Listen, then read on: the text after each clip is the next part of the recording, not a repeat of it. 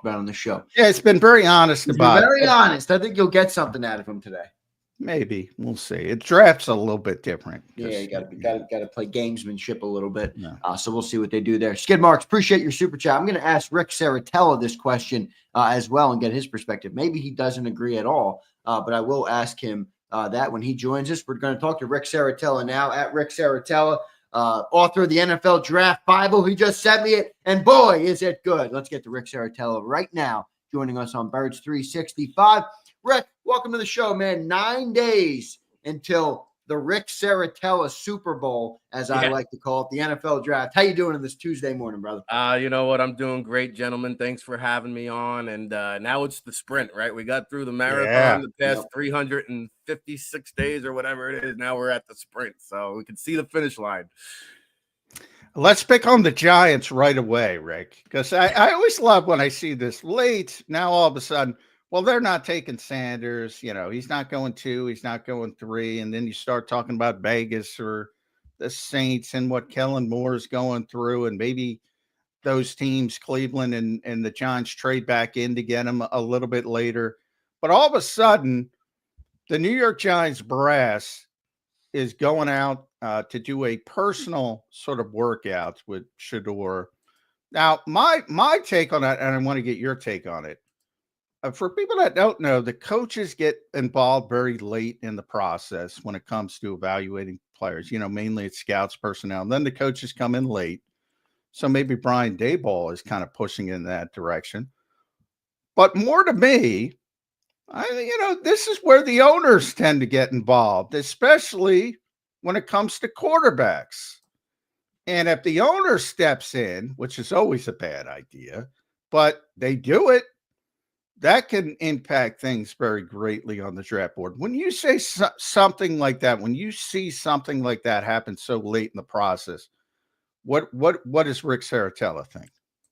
Well, what I think, Mac, is, I was in attendance at the East-West Shrine Bowl where there was minuscule media in terms of national media, zero Giants presence in terms of beat writers. None of them were out there. So they've been bamboozled by this propaganda that I'm not buying for a second, because anyone who watched NFL games last year saw Russell Wilson is not a winning quarterback in the National Football League. So can you imagine being a general manager and going into combat with Russell Wilson as your quarterback? I don't buy it. I think this was planned all along. Joe Shane and Brian Daboll were the only GM and head coach in attendance at the East-West Shrine Bowl. They had almost nearly 30 front office personnel and executives in Dallas for the whole week, whining and dining Shedeur Sanders. I saw it with my own eyes. So all of a sudden now, they fell out of love with Shedeur Sanders. I'm not buying it, guys. The late pro day was pre-planned by his father, the whole camp. They got together. They said, we'll do a late pro day. We'll do late private workouts. They want to end this thing with a bang. I don't think this is all of a sudden, like, the Giants season was over before the Yankees. So Brian Daboll's been involved in this process since December. I don't think this is all of a sudden now just coming to fruition, guys. This has been percolating for months. That's true. The season was over pretty quickly. You're right about that. From the standpoint, and I know you're higher on Shedeur than I think most at this point. Yeah, you got him as your top-rated quarterback, Rick. Yeah. No doubt. Yeah, I mean, what this guy has gone through and the criticism, like, there's been some highly criticized quarterbacks like Johnny Manziel, Tim Tebow. You want to go back to Ryan Leaf. Like, I'll put Shedeur Sanders right up top with all of them. Like, this guy can do no right. He didn't get any credit for Travis Hunter participating in the pro day. Travis Hunter, if you watch the NFL Network coverage when they came on air, they said Travis Hunter won't be working out. Well, what happened?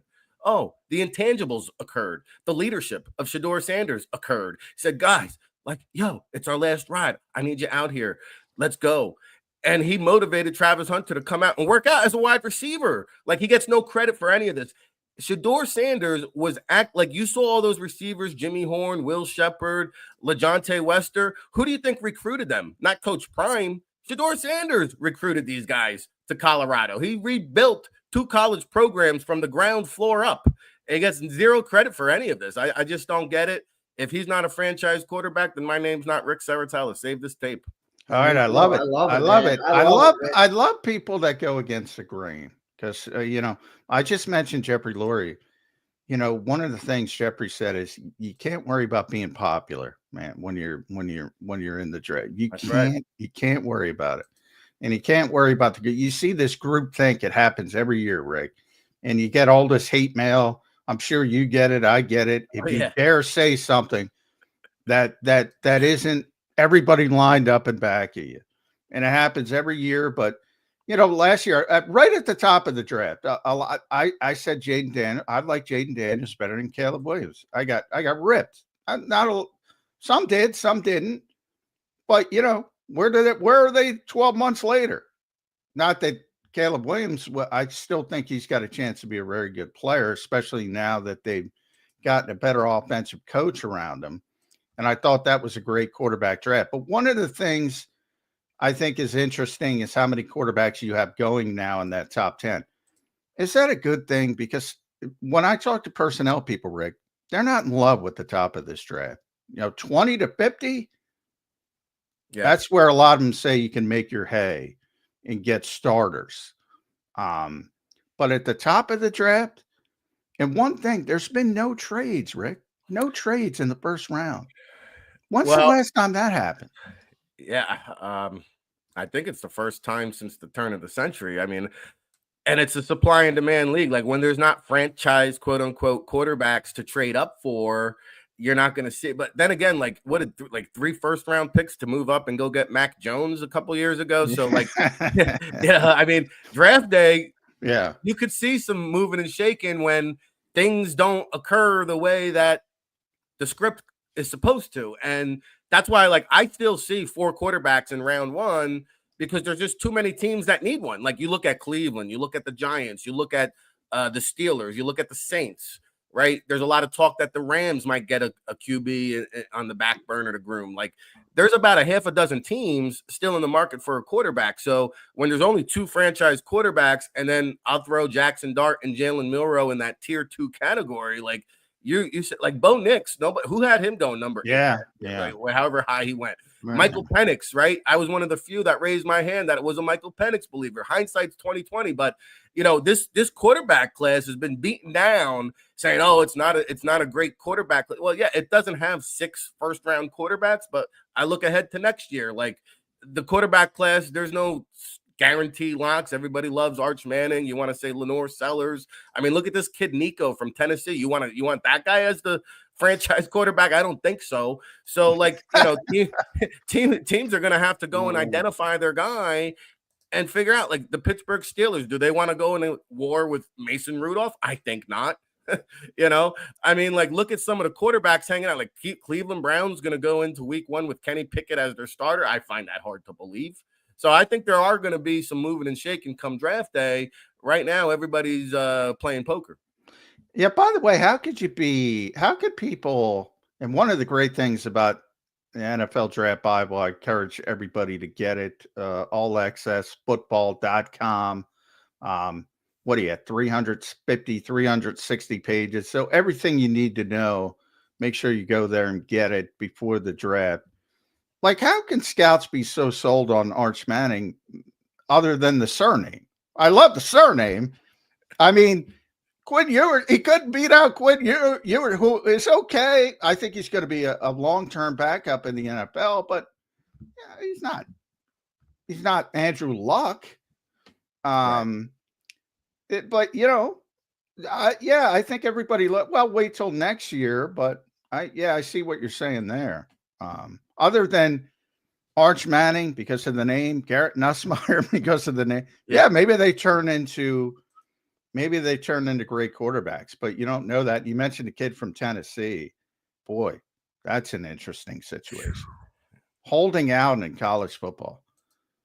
We'll see if it works out for him. Right? Yeah. And if you look back, I think, you mentioned the Arch Manning recruiting class. Like, I think every quarterback from that class has already transferred except for Arch Manning, and they got, he made $2 million as a backup in Texas last year. Kind of money they got in Austin. No reason for him to transfer there. How do you guys evaluate that? Because I heard somebody yesterday talking about it, and they're like, college coaches have been doing this for years, going to get the bigger buck, and now all of a sudden the players do, and everybody wants to wants to crush him. I see both sides. I'm with you, Rick, and I'm like, I don't know if I want that guy leading my franchise in the future. But in the same breath, Nico might be like, I don't know if I'm an NFL quarterback. Let me maximize my potential for earnings right now. Again, I'm not saying I like his approach. I'm just saying don't hate the player, hate the game. They've opened up this can of worms with college football. I don't think it's going to be put back in the can either.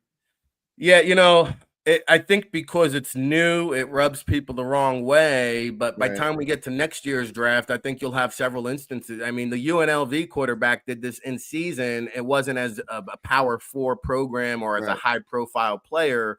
But, like, remember when Christian McCaffrey opted out of the bowl game? He got murdered for it. They killed the kid.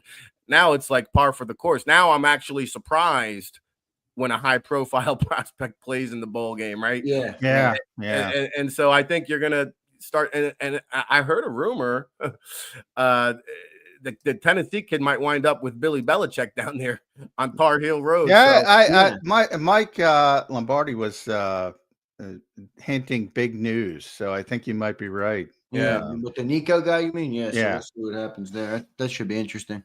And then all of a sudden he gets with Bill Belichick, his image, his profile, it's rehabbed, right? Like, it is funny how it all changes too. You guys remember a couple months ago when Cam Ward left his bowl game after halftime, and everybody's like, "Oh, I'm not taking him as my friend. He's going to be the number 1 overall pick." It's just a lot of the stuff is here today, gone tomorrow.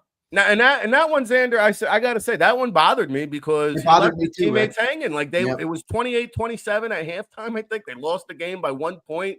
Like, you talk about a sour note on your whole collegiate career. I'm with you, Rick. I like competitors. You play the first half, but you can't play the second half. Buckle up, put your big boy pants on. Let's go. I'm with you, Rick. I'm with you on that one. You got to evaluate it all, and that's part of it. But if you're talented, you're going to rise to the top no matter what. That to me is more about, you're going to take a hit if you're a 3rd or 4th round pick and you do something like that. But if you're a top 10 pick, it's like Jimmy Johnson always says, I'll treat you all fairly, but I'm not going to treat you all the same. Basically, if you got top 10 level talent, they're gonna take you. That's just the way it is.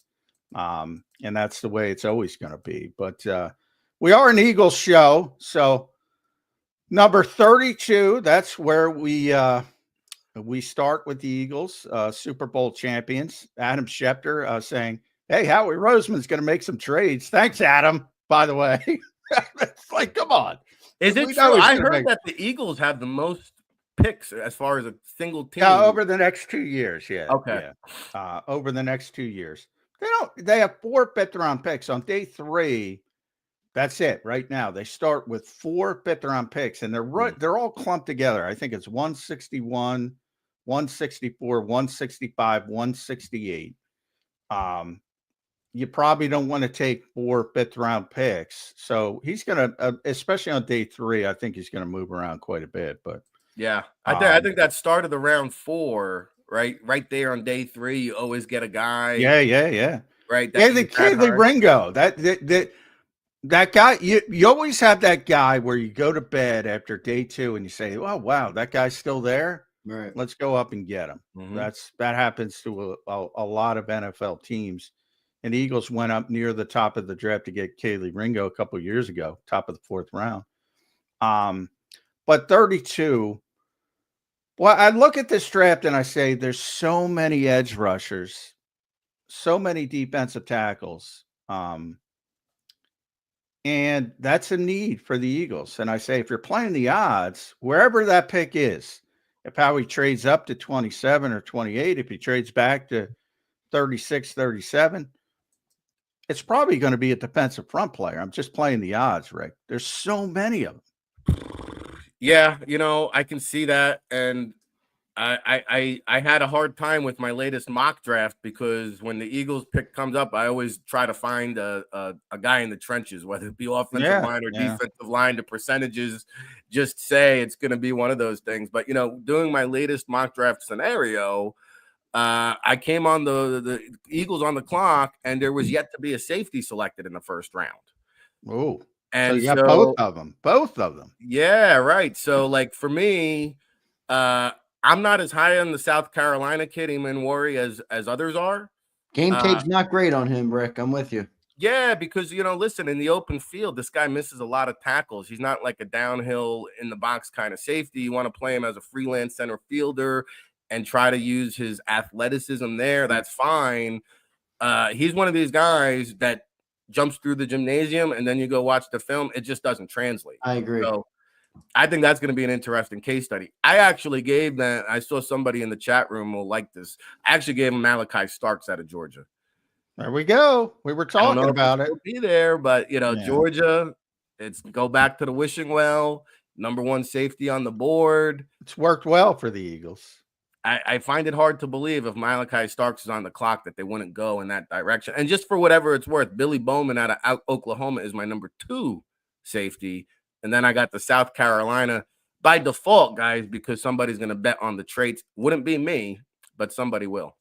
Rick, let me ask you, how do you grade as a draft Nick, as a guy that breaks down these players really all year long? I mean, you already have your 26 prospects. I took a look at them in your draft Bible. You're sitting at 32 and you're the Eagles. Me and John were talking about this, and he just mentioned it.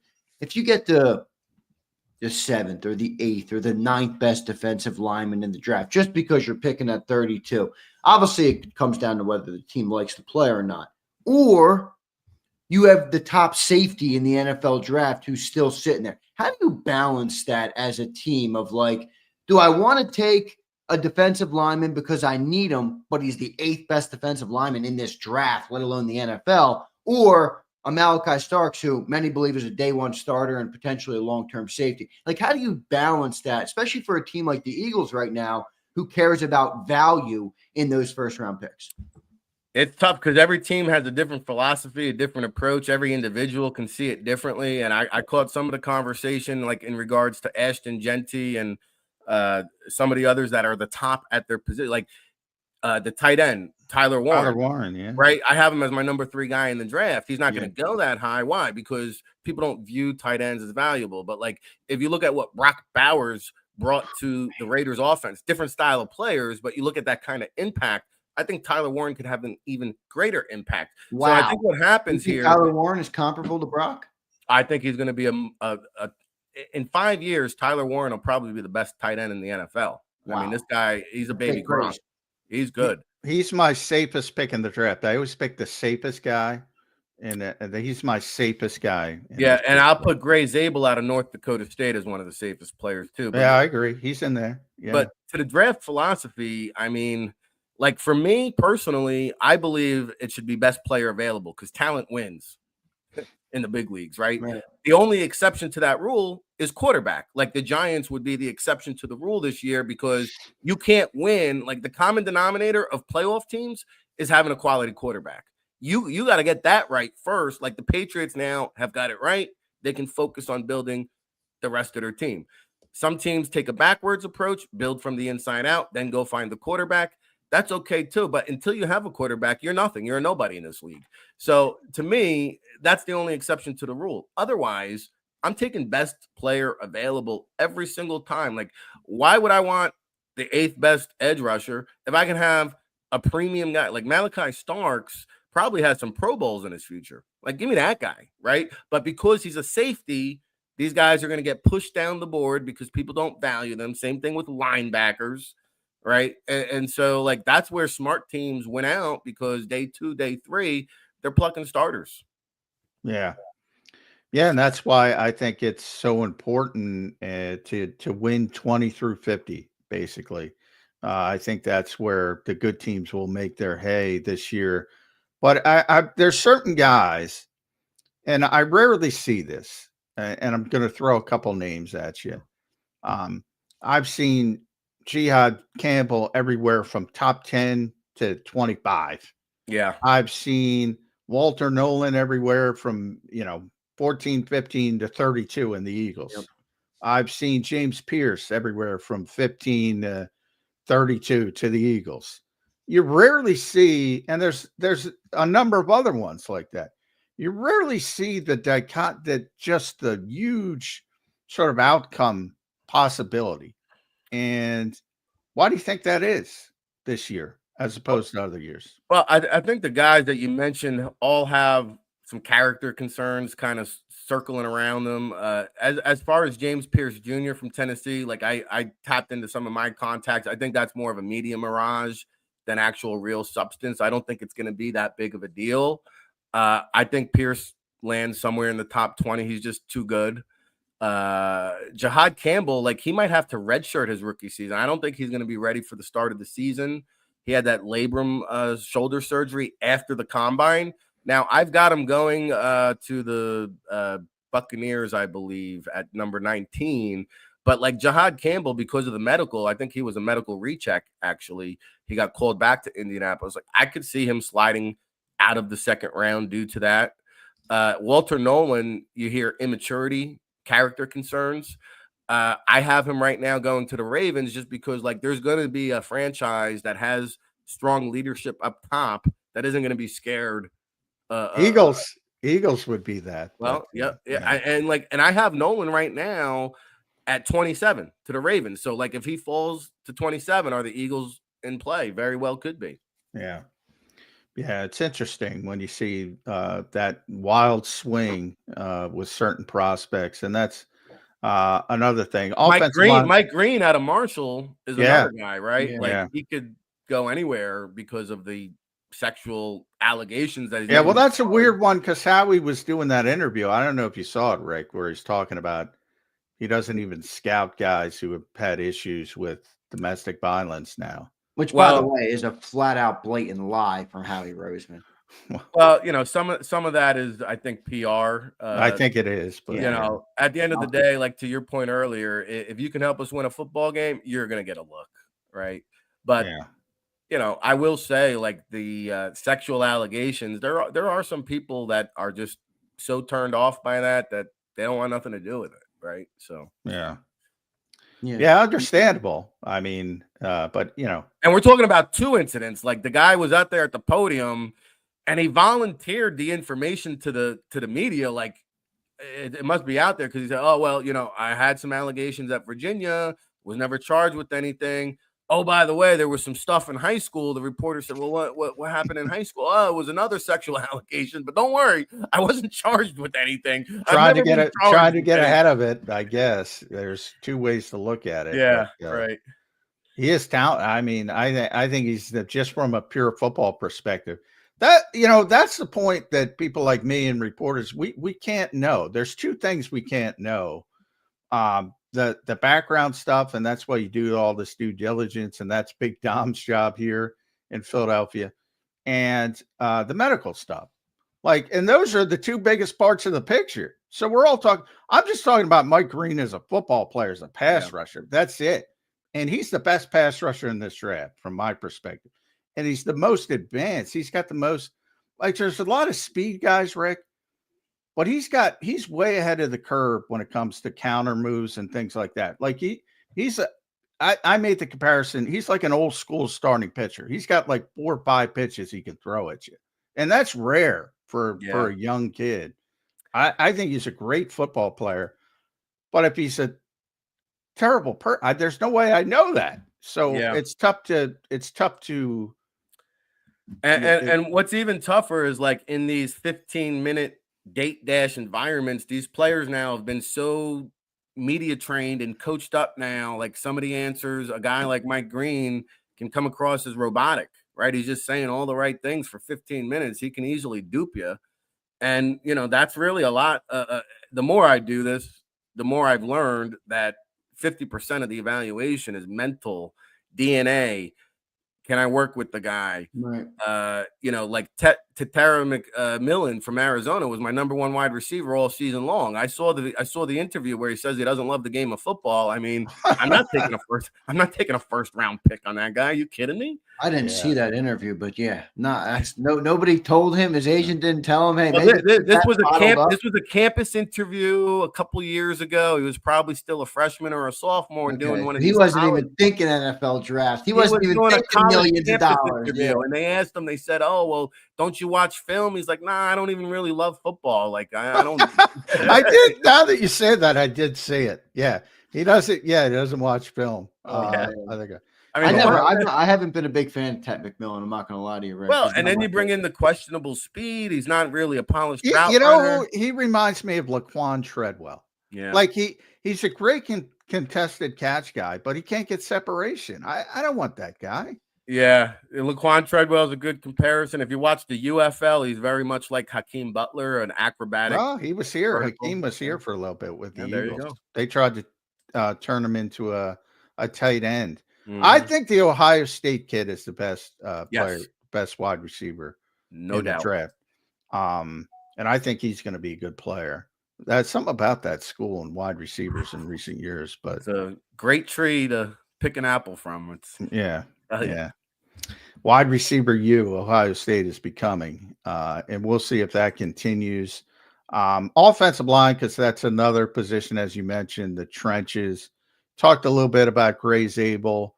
What do you think? And he's a very safe pick. I agree with you. He's got 5 position versatility. I think he could play anywhere. He reminds me of Zach Martin. I'm not saying he's going to the Hall of Fame, but Zach Martin coming out much higher level. That's part, but he could play anywhere. He was a left tackle in college, and he ended up being what he was. I get those similar vibes from Gray Zabel, but the two guys that I think might be in the mix, and I want to get your thoughts on them for the Eagles, are Josh Connerly and Donovan Jackson of Ohio State. Josh Connerly of Oregon. Where do you got those guys? Yeah, Connerly, I'm not as high on as everybody else, and maybe it's the Mike Green truck play I saw in Mobile. Like he just completely ran. I saw it live and in person. It's hard to get that play out of my head. It happens though. I've seen it happen. But he's probably more of a right tackle than a left tackle. I think he's right tackle only. I don't think he has enough. That helps with the Eagles because they're looking for right guard. Can you start at right guard? So is he versatile enough to play guard early and then ultimately kick out the right tackle? He could. I think Connerly is more of a tackle only, but I think Donovan Jackson would be ideal fit because he just did it on the left side for Ohio State, right? He was at guard, then kicked out the tackle. I like him much better at guard because of the footwork. He's got some choppy foot, doesn't stride wide. He takes these short, choppy steps. When you're playing left tackle at the NFL, you might get beat a little bit more frequently, but he is going to be a stellar guard. And I'll tell you what, I mean, he's got a shot to play tackle, like especially if he goes to Stoutland University and cleans up some of the technique, he could be a tackle down the road. So like Donovan Jackson, I think fits very, very good. I like Donovan Jackson. Josh Simmons, there's another guy with character. You hear, and I know like he had a reckless driving incident a year or two ago where, if you read the police report, he was very uncooperative, pretty much a jerk. And that's kind of what you hear from NFL scouts about the kid. So like there's a first round talent that could slide into day 2. Trapilio doesn't get talked about out of Boston College. Now, again, he's just a right tackle only, but I mean, this guy could probably come in and compete on day 1. Ozzie Trapilio.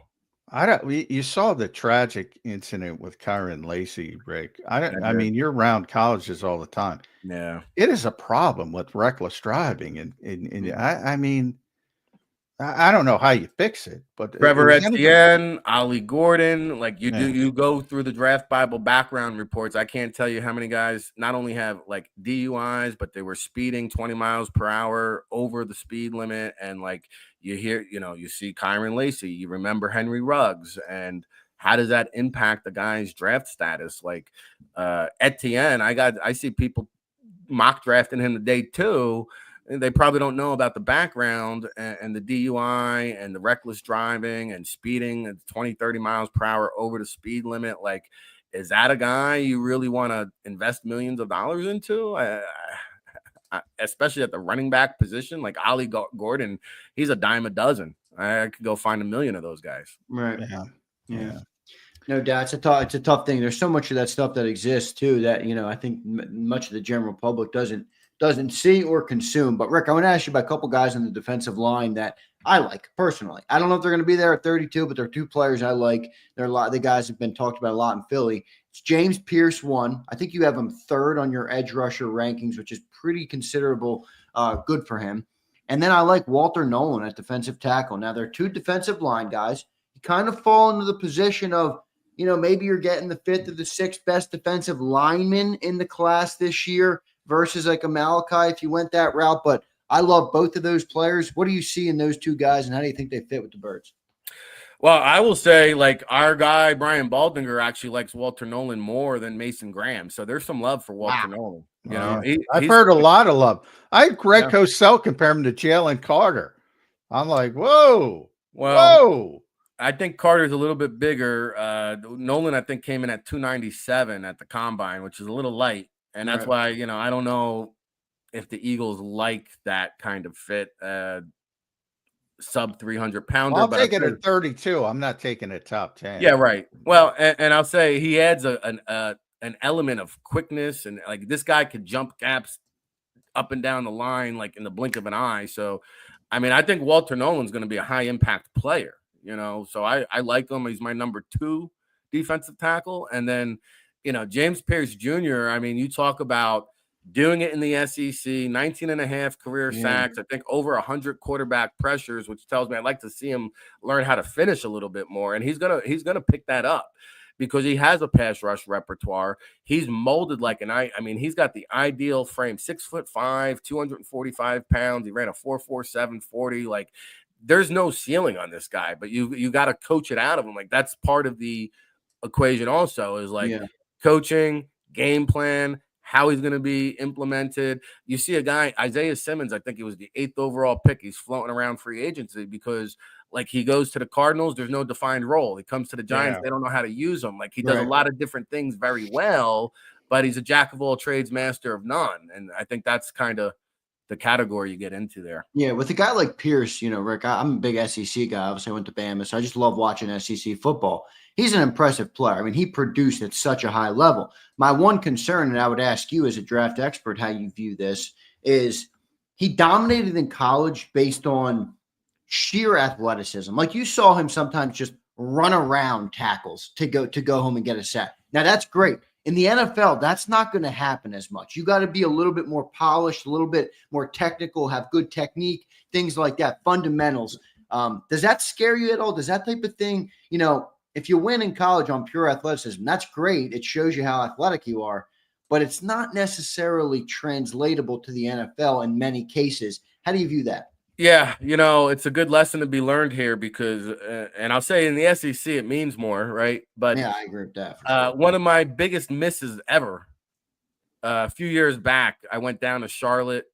I spent like 2 whole days with Alex Highsmith, getting to know him and his family and his coaches. And I'll tell you what, like, I got fooled because he had no pass rush moves. It was all high motor, relentless effort, fall down, keep going, chase the ball carrier, chase the quarterback. I said, this guy, like, he's just getting by off of relentless motor and athleticism. There's no pass rush repertoire here. He's a nobody. That's why I like Mike Green. That's why I brought up Mike Green. He's got all these moves and counter moves. And then look at Highsmith now. Like, he's had some seasons where he, that motor shows up. He's getting after the quarterback. He's doing double-digit sacks. Like, he's been a productive pro.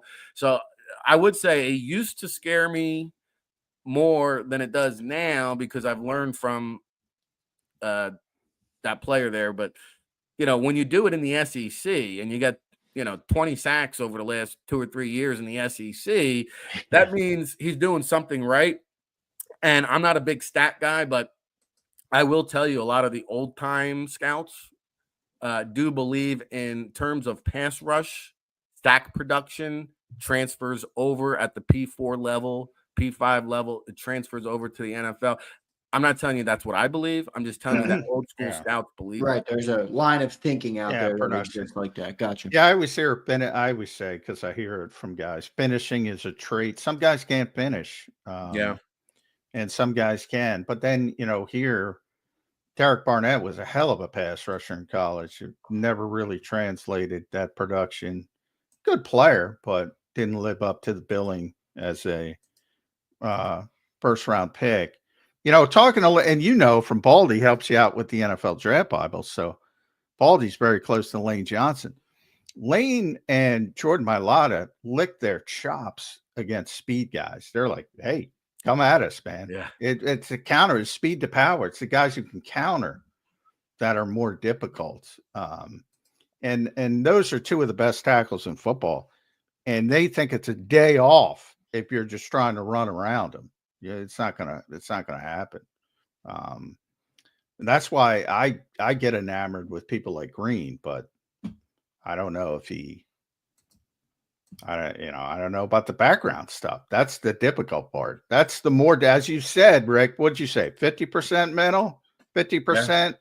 Yeah. And I always correlated to people going on a job interview in their personal life. You're always trying to put on your best foot forward. You're always, you're not telling the truth. You're trying to tell them what you think they want to hear. No different in the NFL. Yeah.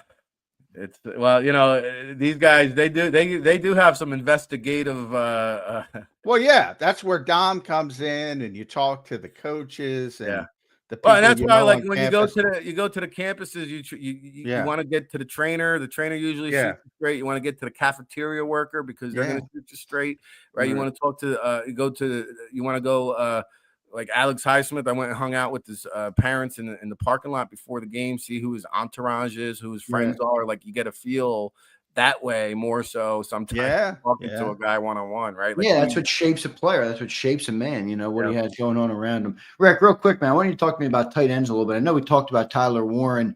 I've seen some people putting Colston Loveland in his category. I don't see that. I think Colston's a great player. I just don't see him in the Warren category, but I think both of those players are going to be out of the Eagles' range. When it gets to 3 to 6, do you see major value for the Eagles to look for a tight end? I saw one person, I don't know if there's any merit to it, but he mocked Mason Taylor to the Eagles at 32. I'm like, at 32, maybe in round 2 or 3, but I don't like it at 32. What do you see from tight ends 3 through 6 and any good fits for the Eagles, you think? Well, sometimes we have too much time on our hands waiting around for this draft. I mean, I like Mason Taylor, but 32 is a little too rich for me. Yeah, I agree. I know he's got the strong bloodlines, and I mean, this guy ran the gauntlet drill at the combine probably better than anyone I've seen in my life, wide receivers included. Like, he walked that line perfectly. Unbelievable, right? Yeah. But I will say, like, I love Colston Loveland. I got much love for Colston because he played the entire season injured and hurt and still did great. He reminds me of Heath Miller. Okay. Now, I don't think he's anywhere close to what Tyler Warren can do. I mean, this guy is a monster and just a whole different tier. But you're right. They're both like the Colts, the Chargers. They'll both probably look at Colston Loveland. Warren, I think, could go to the Jets. Right there in the top 10. Mason Taylor, but day 2 is the sweet spot. I love the tight end class. I think there's great depth. Mason Taylor is my number 3 guy. Again, 6'5", 250. He ran a 4.65 40. So in terms of size, traits, athleticism, he was underutilized at LSU. They did a lot of underneath dinks and dunks, safety valve option plays to Mason Taylor. So he wasn't really utilized there in the Tigers offense. I think he's going to be a much better pro than collegiate player. I do see second round for him. Elijah Arroyo from Miami. Again, one of the fastest guys, somewhat of a one-year wonder. He had like 6 catches for his whole career coming into the season, then came out of nowhere. But this guy was a blur down in Mobile. I think someone's going to roll the dice on him in round 3. He's my number 4 tight end. Mitchell Evans out of Notre Dame. This is a plug-and-play starter, solid starter, not a Pro Bowl guy. He's not going to dominate. He's not going to be this huge impact player, but he can block. He can catch. He's got multiple years of starting experience at Notre Dame. So, again, Mitchell can run the quarterback sneak. I love that. I love that. Yeah, and I'll give you Terrence Ferguson from Oregon is a guy way under the radar, maybe round 3, round 4. Harold Fannin out of Bowling Green was one of the more disappointing players in the combine process. I'm curious to see where he goes. I'll give you one sleeper, though. Luke Lachey out of Iowa. This guy had like an ACL 2 years ago. Before that, Iowa's put out some pretty good tight ends. This guy was being talked about as a first-round pick. Now, I don't know what the medical looked like, but at 6'5", 251 pounds, ran a 4.77 coming off the injury. Like, he's probably going to slide down to day 3. Yeah, that sounds like an Eagles move there, Rick. Luke Lacey is a guy like Dallas Yeah. Goedert. He's going to outplay a lot of the tight ends that go before him. Yeah. Yeah, that's interesting. I get a lot of Zach Ertz comparisons with Loveland, which would be, good, but you're talking more of a receiving tight end, I think, than the more well-rounded, which is Tyler Warren. So it's kind of what flavor do you want?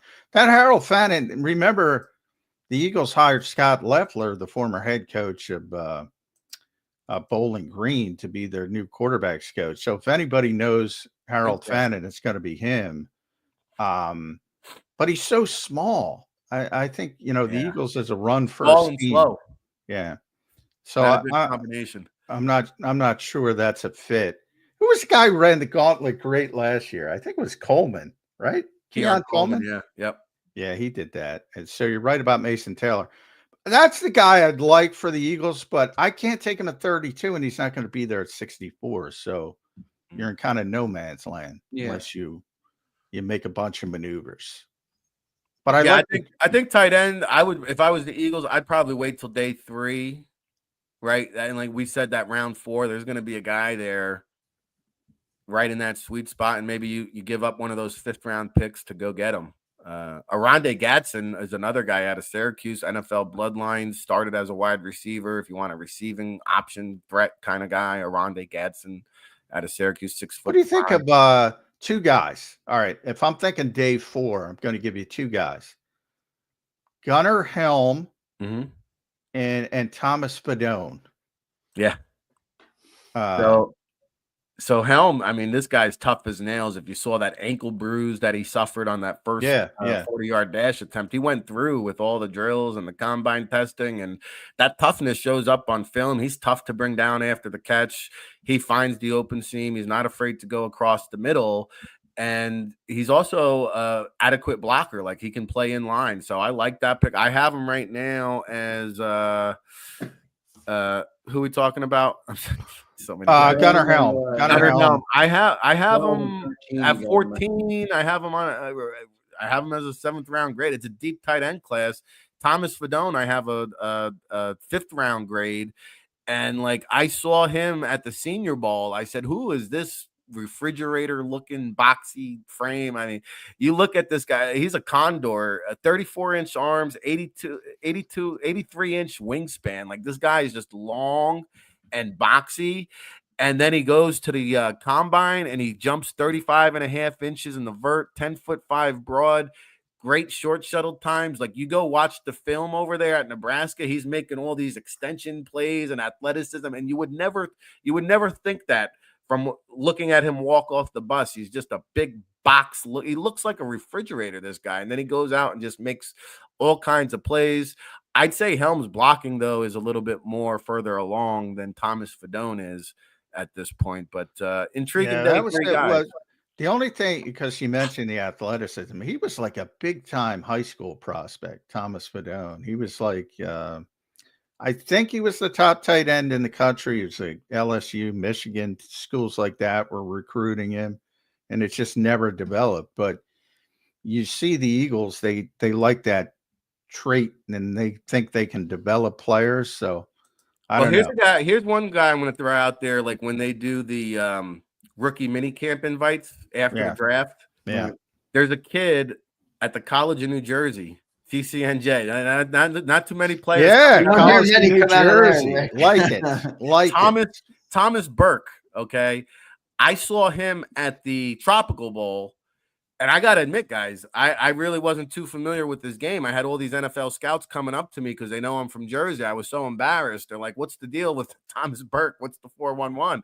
I said, I'm trying to find out myself. At 6'4", 250 pounds.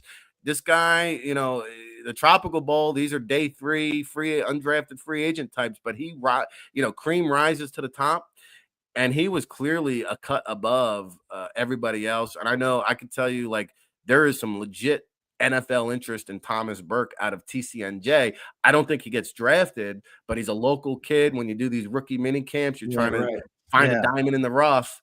That's a guy I could see the Eagles That's an bringing in. interesting name. I'll tell you what, I appreciate all the breakdowns, Johnny Mack. I appreciate the names you brought up. If this is the plan to replace Dallas Goedert, I don't like any of them, all right? I need Mason Taylor or Roy or somebody a little higher up, but we'll see.